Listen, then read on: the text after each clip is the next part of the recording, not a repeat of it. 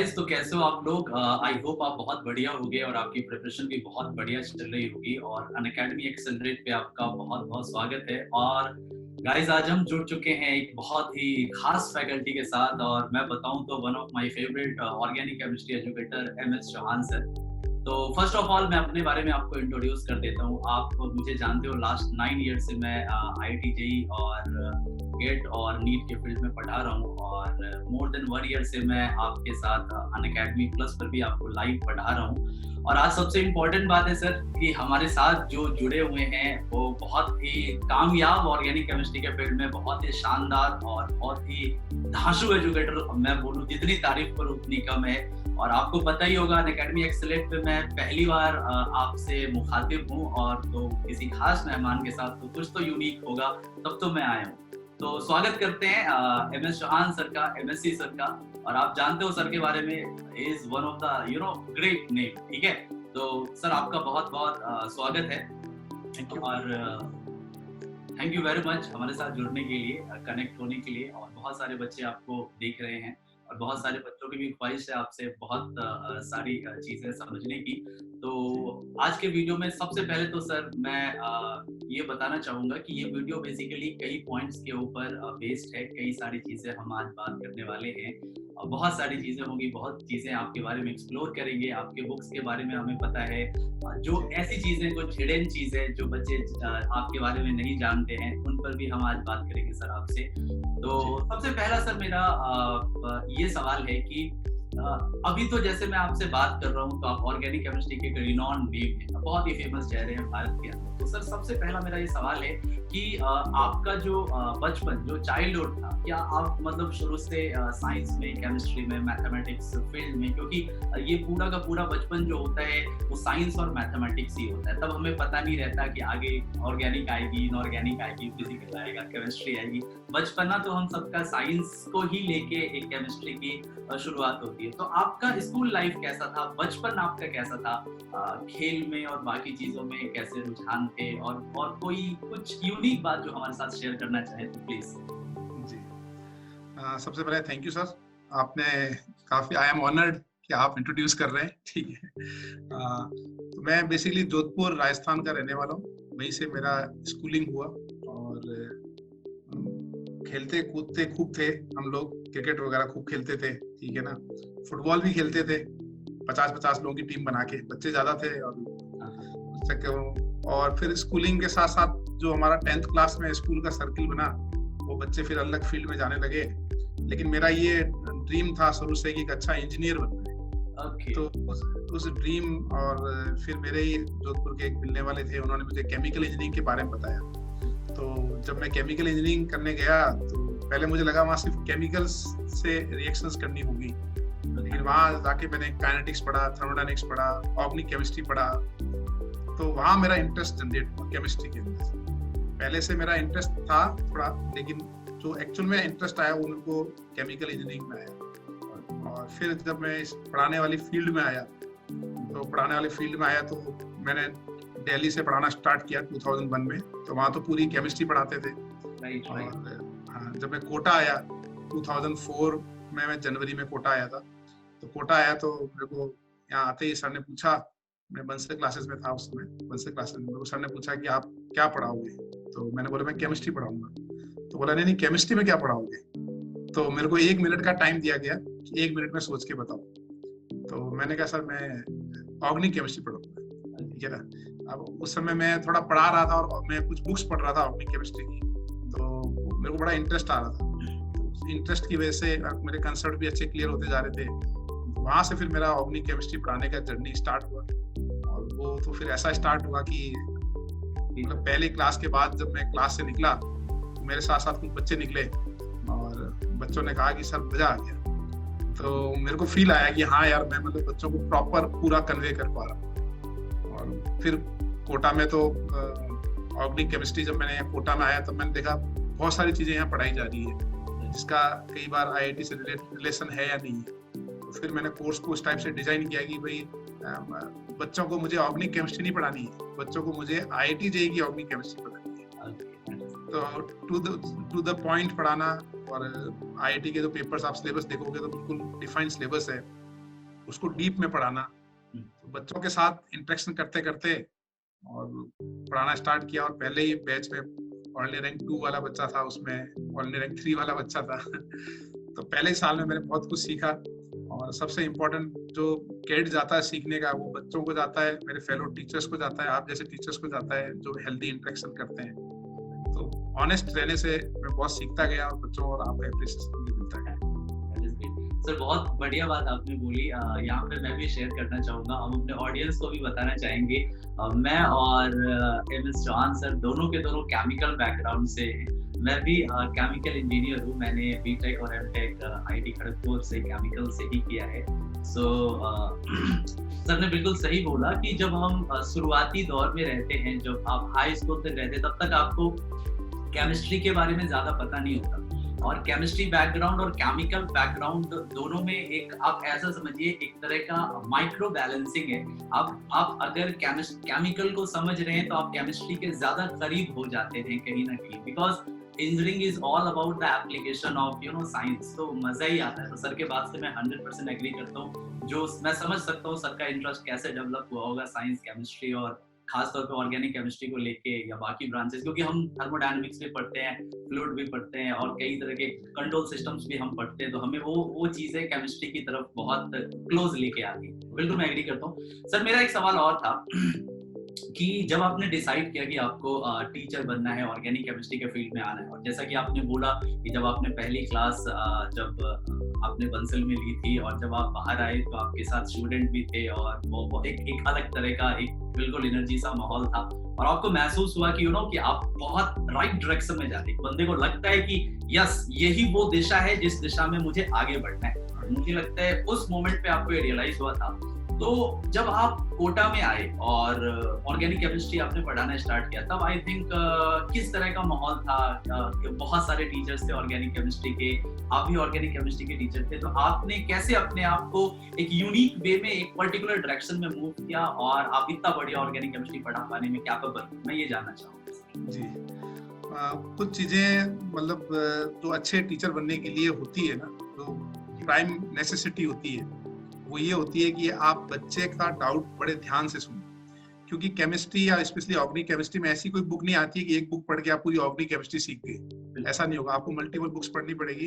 लेकिन बच्चा जब क्वेश्चन पूछता है क्लास में, तो एक बच्चे ने, आज भी मुझे याद है कि ऑल इंडिया रैंक 3 ने मेरे को सवाल पूछा था, मैंने उसको आज भी बोलता हूँ, मुझे क्वेश्चन याद है तेरा। जब उसने क्वेश्चन पूछता है तो जैसे उसने पूछा, मेरे दिमाग में बहुत सारी बुक्स सर्कुलेट होने लग गई। मैं स्कैनिंग करने लग गया बुक्स की कि यार ये जो कह रहा है ये सही कह रहा है कि नहीं कह रहा है। तो आपको बेसिकली उस समय एक गूगल बनना होता है क्लास में, ऑर्गेनिक केमिस्ट्री का गूगल बनना होता है, और फिर आपको 2-4 सेकंड सोच के फिर आपको आंसर देना होता है। तो पहली कंडीशन है कि बच्चे की डाउट ऑनेस्टली सुनो और ऑनेस्टली उसको आप आंसर दो, ठीक है ना। रेयरली कभी ऐसा हो जाए कि कोई टाइम चाहिए तो आप टाइम ले लो उसके बाद, लेकिन आंसर आप उसको पूरा अपना नॉलेज को स्कैन करके फिर मैंने कोटा में एक चीज देखी कि कोटा के बच्चे, जब यहाँ मैं आया पढ़ाने 2003-4 में, तो मैंने देखा बच्चे बहुत सारी बुक्स पढ़ते हैं फॉरेन ऑथर्स कि यार ये टॉपिक मैंने उससे पढ़ लिया, ये टॉपिक मैंने उससे पढ़ लिया, ये टॉपिक मैंने उससे पढ़ लिया। तो मेरे दिमाग में 2004 में आ गया कि यार हम लोग इंडिया के हैं, इतनी बड़ी हमारी कंट्री है, हम फॉरेन ऑथर की इतनी सारी बुक्स क्यों पढ़े? एक बच्चा क्यों पढ़े? टीचर तो नॉलेज के लिए सब पढ़ना चाहिए, लेकिन बच्चे को तो आईआईटी की प्रिपरेशन के लिए बुक्स क्यों पढ़नी चाहिए? तो वो मेरे को बच्चों से इंटरेक्शन करते ही समझ में आ गया। और उसके बाद फिर मैंने अपना बुक का लिखने का मतलब काम स्टार्ट किया और पूरा मैं 6 दिन पढ़ाता और हर संडे को लिखता। तो मैंने अपने जीवन में 2 साल, तो 2 क्या बेसिकली 5 साल समझो आप, 5 साल मैं कहीं गया ही नहीं। 6 दिन क्लास लेता था और 1 दिन मैं बुक लिखता था।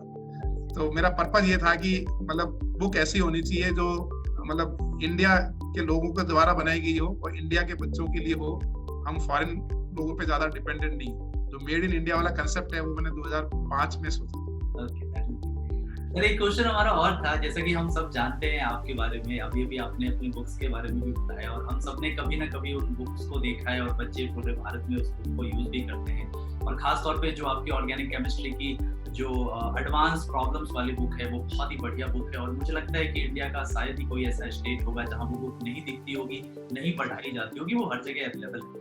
सर मेरा एक सवाल यहाँ पर ये है कि जब आप कोटा में आए, जब आप कोटा में शुरुआती दौर में आए और जब आपने क्लास लेना स्टार्ट किया, तो एक चीज जो शुरुआत में हमें समझने को मिली और जो आज भी जानी जाती है कि MSc sir story telling like concept को कहानियों का यूज करके बहुत बढ़िया से बच्चों को समझाते हैं। और ये चीज सर मेरे अंदर भी है। मैं ये चीज में समझता हूँ कि ऑर्गेनिक केमिस्ट्री में जब तक आप किसी चीज को कोरिलेट ना करेंगे, चाहे वो एटॉमिक लेवल की चीज को रियल लेवल की चीज में जब तक मैनिपुलेट नहीं किया जाता है, वो कंसेप्ट बच्चों के दिमाग में नहीं आता। बच्चे का दिमाग बहुत छोटा होता है, उसको उस टाइम इतना ज्ञान नहीं है कि वो उस माइक्रो लेवल की चीज को समझे, तो वो स्टोरी टेलिंग बहुत हेल्प करती है। और ये मैं बहुत तारीफ करता हूँ कि आप ऐसा करते थे कि ये कैसे आया सर, ये कैसे आया, ये हम समझना चाहेंगे। ये आपने कैसे इंट्रोड्यूस किया इस चीज को जब आप कोटा में? भाई जब मैं कोटा में था, तो कोटा में जब मैंने बुक्स वगैरह पढ़ी, और मैं बुक्स में कंसेप्ट पढ़ने के बाद ये सोचता था कि यार ऐसा एग्जांपल जनरल लाइफ में हो सकता है। तो मैं हमेशा उसको जनरल लाइफ से रिलेट करने की कोशिश करता हूँ कि भाई फॉर एग्जांपल है कि जैसे बच्चे बहुत कॉमन सा क्वेश्चन पूछते हैं बहुत बार कि सर ये रिएक्शन हो ही क्यों रही है। तो मैं उनको पहले दिन एक ही बात कहता हूँ कि जो भी ऑर्गेनिक रिएक्शंस हो रही है वो इसलिए हो रही है क्योंकि हम रिएक्शन करवा रहे हैं। अगर आप रिएक्शन नहीं करवाओगे तो रिएक्शन नहीं होगी, ठीक है ना। तो अब रिएक्शन क्यों करवा रहे हैं वो आप डिसाइड कर लो कि मेरे को मतलब बेंजीन बनाना है तो मेरे को एल्काइन की रिएक्शन करनी है, मुझे नॉर्मल हेक्सेन की रिएक्शन करनी है। तो वो चीजें सोचते सोचते फिर मैं जनरल लाइफ को रिलेट करता था, और रिलेट करते मेरे को समझ में आया कि यार मतलब मेजॉरिटी ऑफ केस में ऑर्गेनिक केमिस्ट्री ऐसी है जो हमारे जनरल लाइफ में हो रहा है वही वहां पे हो रहा है। बस आपको रिलेशन सोचना पड़ेगा थोड़ा। और जब आप पढ़ाते रहते हो और क्लास में मतलब क्लास में दिमाग पता नहीं सुपर एक्टिव हो जाता है, क्या होता है, वो स्टोरी भी ऑटोमेटिक रिलेट होती है उसकी कोई। और दूसरों का क्या है जी एकदम से स्टोरी जैसे बच्चे आज पूरे वर्ल्ड वाइड बच्चे हैं पढ़ाए हुए मेरे, तो बच्चे मिलते हैं तो वो ये नहीं बोलते हैं कि सर वो ऑर्गेनिक केमिस्ट्री तो उस समय याद किया, जेई दिया, मार्क्स आगे खत्म हो गया, लेकिन उससे रिलेटेड जो स्टोरी थी वो उनको याद हो जाती है अच्छे से। याद है। तो सर इसी से एक सवाल आपसे और पूछना चाहेंगे कि आपने हजारों की तादाद में बच्चों को आपने पढ़ाया होगा, कोई एक ऐसा बच्चा जो मतलब बहुत सारे होंगे, मुझे पता है इसको चूज करना थोड़ा डिफिकल्ट है आपके लिए, पर कोई एक ऐसा बच्चा जिसकी कोई एक बात, कोई एक ऐसा क्वेश्चन जो आपको बहुत यूनिक लगा और जो आपके अंदर तक लगा यस इस बच्चे ने कुछ पूछा है काफी डेप्थ में जाके, क्योंकि एक हाई स्कूल लेवल का बच्चा बहुत नॉर्मल लेवल पे हो, तो उसने कुछ ऐसी सवाल, कुछ ऐसा कंसेप्ट हो, ऐसी चीजें पूछी हो जो आपको अभी तक याद हो सर, तो प्लीज शेयर। सबसे इंटरेस्टिंग जो पॉइंट मुझे याद है वो है 2008 में जो ऑल इंडिया रैंक 1 आया था उसका सितिकन। तो वो एक सवाल है कि वो एनिलीन का प्रोटोनेशन होने पे मेटाप्रोट 47% बन जाता है, ठीक है ना, बहुत फेमस है एनसीईआरटी में सब जगह है। तो 2008 में मेरे को वो मतलब इतना पता था कि प्रोटोनेशन होने पे मेटा डायरेक्ट बन जाता है, लेकिन वो बना तो 47 ही क्यों बना, फिर वो ज्यादा बनना चाहिए। तो मैंने क्लास में ये पॉइंट लिखा और रात को क्लास हो रही थी 7:30 से 9 बजे, और मैंने बच्चों को बोला यार ये कंसेप्ट मेरे को क्लियर नहीं हो रहा है, तुम लोग सोचना। तो जब मैं क्लास से बाहर निकला तो 3 बच्चे मेरे पीछे पीछे आए, जिसमें से एक की रैंक ऑल इंडिया रैंक 1 थी, दूसरी की रैंक ऑल इंडिया रैंक 2 थी, निशान टोटला, तीसरे की रैंक ऑल इंडिया रैंक 81 वाला मेरा होम टाउन का बच्चा था। तो तीनों आके वो सितिकन मेरे को कॉपी में समझाने लगा कि सर वो प्रोटोनेशन हो रहा है, इसकी कंसंट्रेशन ज्यादा है। उसने उसको पूरा डिराइव कर लिया, मेरे को पूरा डिराइव करके बताया कि सर ये इसलिए इतना परसेंटेज आ रहा है। तो मैंने उस बच्चे की तरफ देखा और मैंने कहा यार ये तो मतलब जबरदस्त है एकदम, मतलब उसने मेरे हिसाब से मुश्किल से 5 मिनट लिए होंगे। मैंने फर्स्ट फ्लोर पे क्लास लेके ग्राउंड पे आया, मैं गेट से निकल रहा था बंसर क्लासेस के, तब तक वो बच्चा मेरे पीछे आया। उसी से जुड़ी हुई एक बात और मैं बताता हूँ आपको कि ओलंपियाड का पेपर का डिस्कशन हो रहा था। तो ओलंपियाड के पेपर डिस्कशन में उस साल एक्सिस ऑफ सिमेट्री पे क्वेश्चन आया था ओलंपियाड में। तो क्लास में बच्चे ना वो एक्सिस ऑफ सिमेट्री पहली बार सुना बच्चों ने, तो बच्चों ने ज्यादातर बच्चे इधर बात करने लगे, ज्यादा इंटरेस्ट नहीं लिया कि ओलंपियाड है सर हमको क्या करना है। तो मैंने उसकी डेफिनेशन बताई। सिर्फ सितिकन एक ऐसा बच्चा था जिसने मेरे को कहा था कि सर इसके 3-4 एग्जाम्पल बताओ। तो मैंने उसको 3-4 एग्जाम्पल बताए। मेरे को अभी भी वो मूवमेंट याद है कि सिर्फ मैं और वही इंटरेक्ट कर रहे थे, बाकी कोई इंटरेक्ट नहीं कर रहा था। और उस साल दो क्वेश्चन आए जेईई में अंदर, एक ऑर्गेनिक केमिस्ट्री में था, इनऑर्गेनिक केमिस्ट्री में था।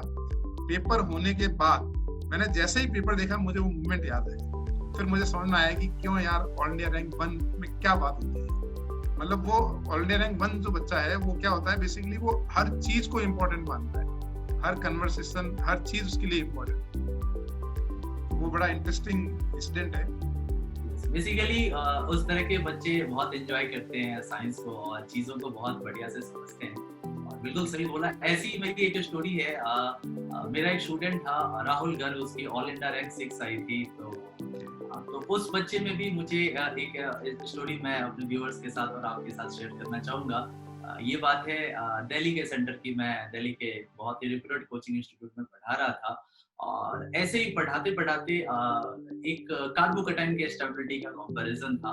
वो कुछ ऐसा कंपैरिजन था जिसमें दोनों के दोनों क्वासी एरोमेटिक थे और उनको कंपेयर करने के लिए लॉजिकली कुछ और डेटा आ रहा था और हाइड्राइड गेन एंथैल्पी का कुछ और डेटा आ रहा था। तो उस बच्चे ने लॉजिकली कई बुक्स में देखा और उसने मेरे पास आया, बोला सर ये दोनों के दोनों जो सिस्टम नजर आ रहे हैं, ये एरोमेटिक नजर आ रहे हैं और इसमें स्टेबिलिटी इसकी ज्यादा दी गई है, हाइड्राइड गेन एंथैल्पी। तो मैंने बोला मैंने तब मैंने ये नहीं पूछा कि तुमने कैसे बोला कि तुम्हारे हिसाब से ये ज्यादा है, बुक में तो ये लिखा हुआ है। सर हाइड्राइड गेन एंथैल्पी देखो सर, इसकी वो सारे के सारे हाइड्राइड गेन एंथैल्पी लिखता चला गया और सारे के सारे डेटा, और उसने उस डेटास के हिसाब से प्रूव करके पूरा रेफरेंस के साथ बता दिया कि सर देखो इसमें ऐसा है, इसमें ऐसा है, इसमें ऐसा है। और बहुत ही नॉर्मल बैकग्राउंड से वो बच्चा था। तो उस टाइम एक चीज समझ में आई, जब वो चीजों को बता रहा था तो जो वो फील के साथ समझा रहा था कि सर देखो इसमें हाइड्राइड ऐसे आया, NaH के साथ रिएक्शन हुआ तो ऐसा आया। मैं उस टाइम मुझे लगा कि ये जो बच्चा है ना, इसमें कुछ यूनिक है।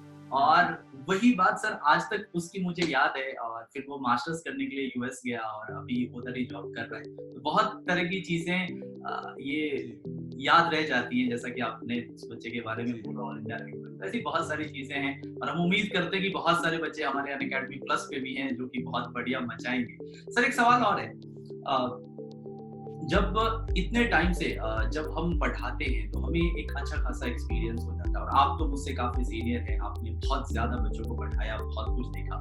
सर एक मेरा पर्सनल सवाल है जो मैं इन ड्यूरेशंस में पढ़ाते हुए महसूस किया, हमारे बहुत सारे प्लस के बच्चे ये पूछते हैं कि एक जो बैलेंस होता है थ्योरी पार्ट में और प्रॉब्लम पार्ट में, ऑर्गेनिक केमिस्ट्री में आपके हिसाब से वो एक्चुअल बैलेंस क्या है? मतलब बच्चे को थ्योरी पे प्रॉब्लम पे कितना जोर देना चाहिए, या क्या कई जगह बोला जाता है कि सिर्फ प्रॉब्लम के थ्रू कंसेप्ट करो तो बढ़िया है, कई जगह बोलते हैं कि थ्योरी ज्यादा करो प्रॉब्लम कम करो। आपके हिसाब से बेस्ट कॉम्बिनेशन क्या? बहुत एक्सपीरियंस है, मैं आपसे जानना चाहूँगा। जी मैं सबसे इम्पोर्टेंट तो देखो, थ्योरी पढ़ना तो इम्पोर्टेंट है ही कि भाई हमें पूरी थ्योरी जो है बहुत अच्छे से, बहुत शिद्दत से, बहुत ईमानदारी से पढ़नी चाहिए।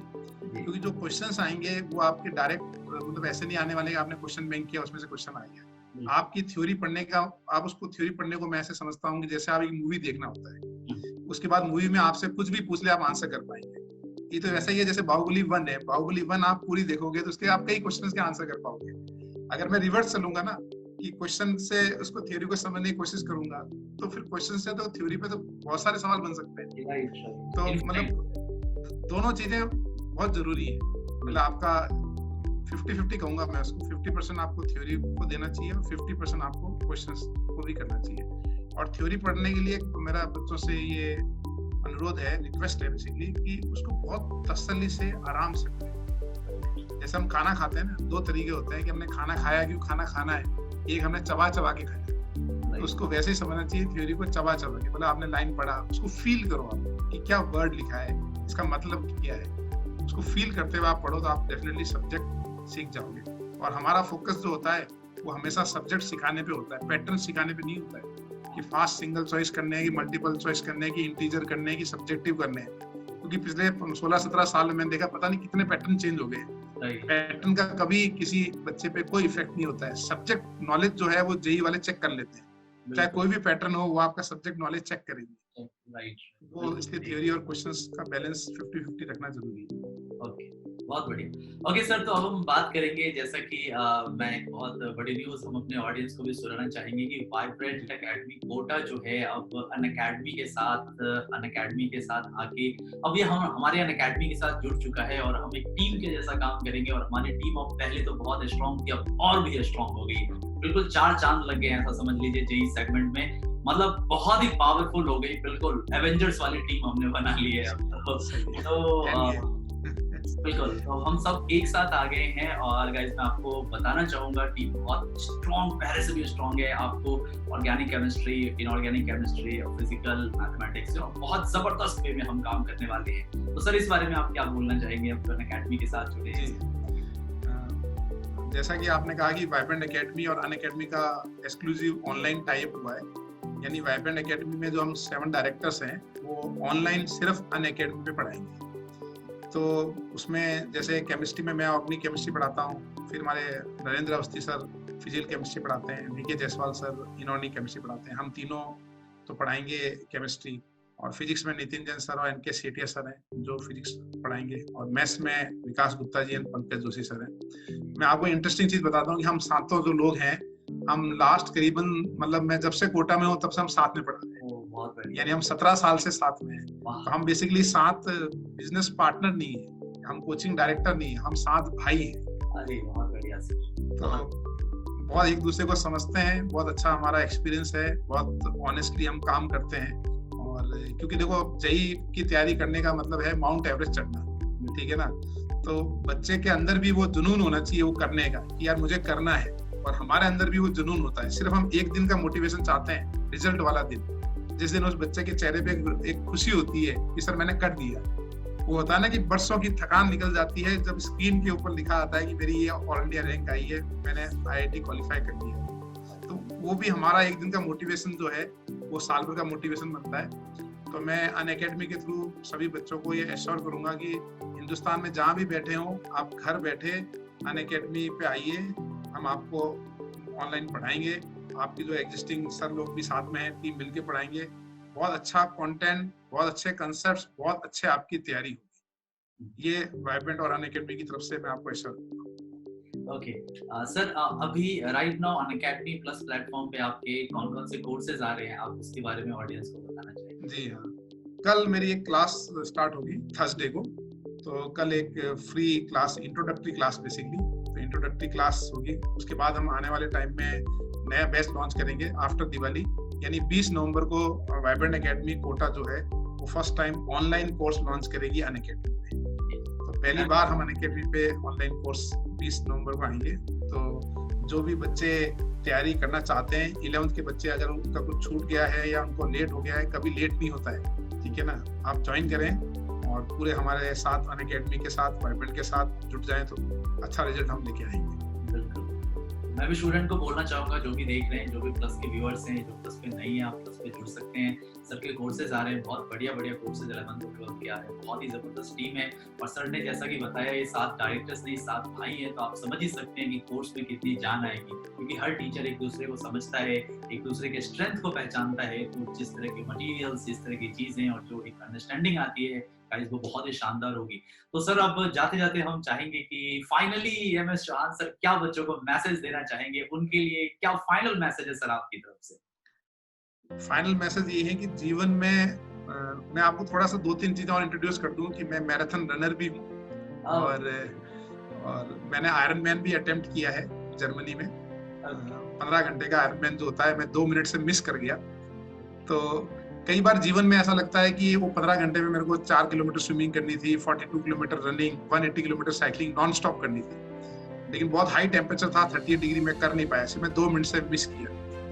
तो जीवन में ऐसा होता है कि कई बार हम जब सोचते हैं ना कि हमें सोच बड़ी रखनी चाहिए, यानी हमारे जो पाँव हैं वो जमीन पे और नजर आसमान पे, तो आपको एक दिन पंख जरूर लगेंगे। तो सोच बड़ी रखनी चाहिए, जिस फील्ड में जाना चाहते हैं उसके टॉप तक जाने की कोशिश करनी चाहिए। कई बार फेलियर होंगे, जैसे मेरे साथ फेलियर हुआ, मैं वापस तैयारी कर रहा हूँ उसकी। वो फेलियर मेरे को पॉजिटिव फॉर्म में हुआ, क्योंकि अब मैं उससे ज्यादा तैयारी कर रहा हूँ। तो कई बार लाइफ में अगर फेलियर हो जाए तो समझ लेना ऊपर वाला आपके लिए कुछ बड़ा अच्छा नहीं है। और जाना हमें टॉप तक है, चढ़ना हमें एवरेस्ट, उसके चढ़े वहां तक पहुंचे बिना रुकना नहीं है। और ऊपर वाले की और पेरेंट्स की ब्लेसिंग रखो, तो आप डेफिनेटली सब चीजें आपको लाइफ में। बिल्कुल बढ़िया सर, बहुत बढ़िया सर, आपके साथ बात करके बहुत बढ़िया लगा अभी तक। और बहुत अच्छे से चीज़ें आगे बढ़ेंगी और मैं भी प्लेटफ़ॉर्म पे हूँ, आप भी प्लेटफ़ॉर्म पे हैं। हमें बहुत खुशी हुई सर आपको भी प्लेटफ़ॉर्म पे देख के एक बहुत ही बढ़िया बड़े भाई के जैसा, बड़े सर के जैसा, बहुत आदरणीय टीचर के जैसा। मैं आपकी बहुत सम्मान करता हूँ, आपको समझता हूँ, बहुत इज़्ज़त है सर और बहुत ही बढ़िया लगेगा आपको प्लेटफ़ॉर्म पे देख के, आपको एक्टिव देख के। ये हमारे लिए टीम के लिए और पूरे अनअकैडमी जेईई प्लेटफ़ॉर्म और अनअकैडमी टीम के लिए बहुत बड़ी बात है। Thank you very much sir. और ऑडियंस को भी मैं बोलना चाहूँगा, आप सर की क्लासेस जो इंट्रोडक्टरी क्लासेस होंगी, आप उसमें भी जुड़िए और साथ ही साथ प्लस पे जो सर के कोर्सेज आ रहे हैं, अगर आप प्लस पे हैं तो अभी कोर्सेज पे जाएँ, अगर लॉन्च होते साथ आप कोर्सेज पे जाएँ और उसको एनरोल कर लें, नोटिफाई कर लें और प्लस पे नहीं है तो फटाफट आप जल्दी से आ सकते हैं, ठीक है? तो मुलाकात होती है फिर नेक्स्ट वीडियो में, ठीक है? Thank you very much sir, thank you. चल उठ जा, let's crack it, जोर दे लगा, let's crack it, भीड़ को छोड़ दे, let's